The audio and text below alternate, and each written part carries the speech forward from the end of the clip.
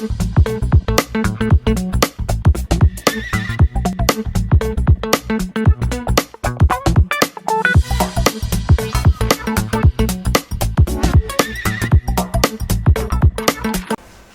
một ngôi pi vị thi thơ thời chùm hôi tập yêu chú thì nè thật ngắn dây xưa thơ hợp lại cùng play chui like subscribe share rồi còn đóng đầm bây giờ tụi ban video thay thay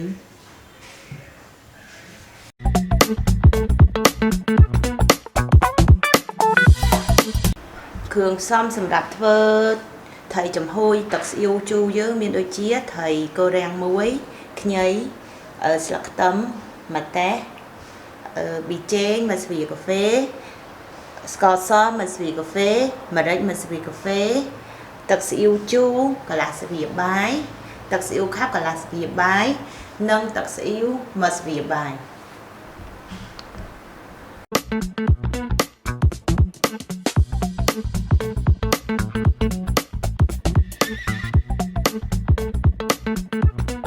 thấy dương cắt cả ba bia trên sân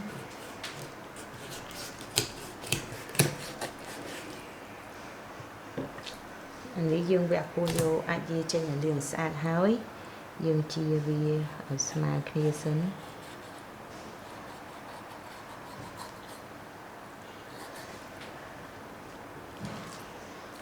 please vô cho ông tránh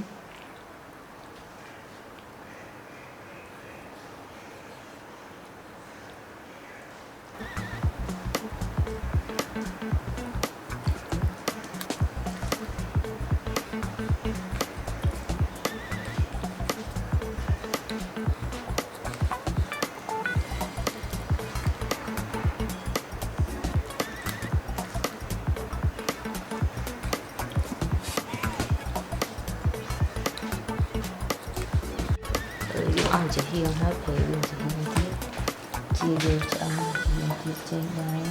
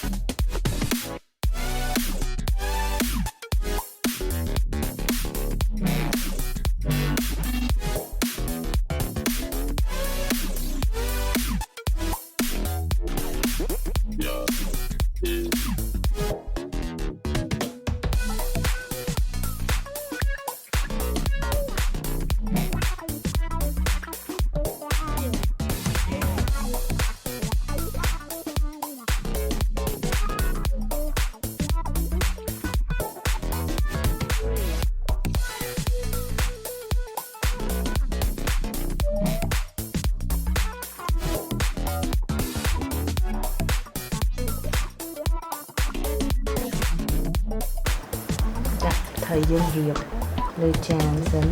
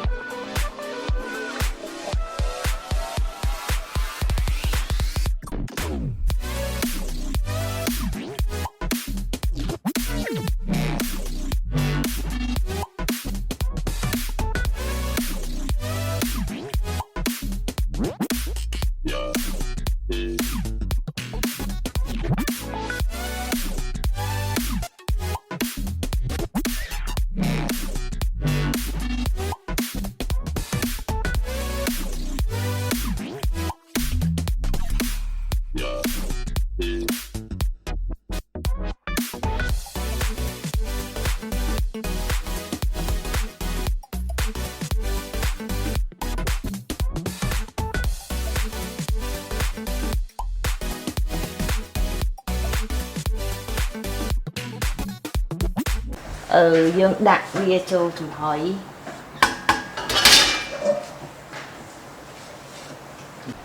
dương khổ bia chùm hỏi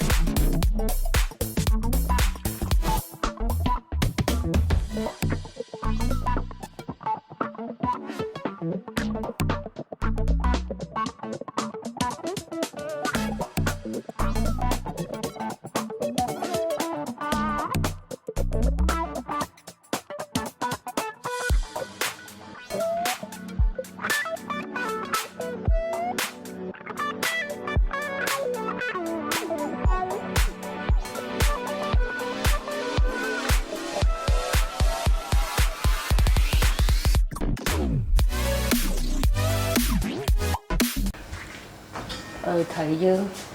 chặt ăn hai đọ với chén sắn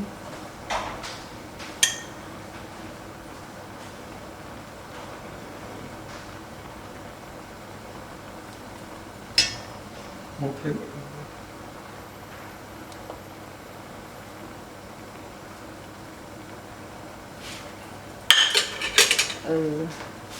dương chặt tật xỉu chu nằm tật xỉu khắp nằm tật xỉu dương châu nằm thời dương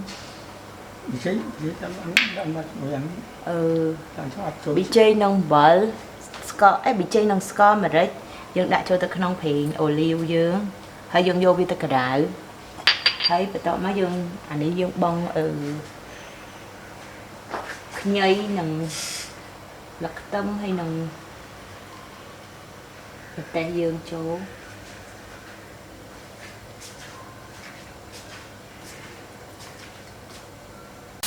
dương sủi khăn nông thì dương nông cửa mà dương chỗ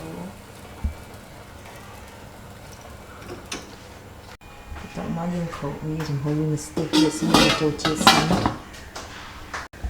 thầy bây giờ bạn cho anh hỏi chơi mình tén dương bật phát lớn thầy chùm hơi thật sự yêu chung bao giờ ban cho anh rồi hao ấy chơi khăn mình tén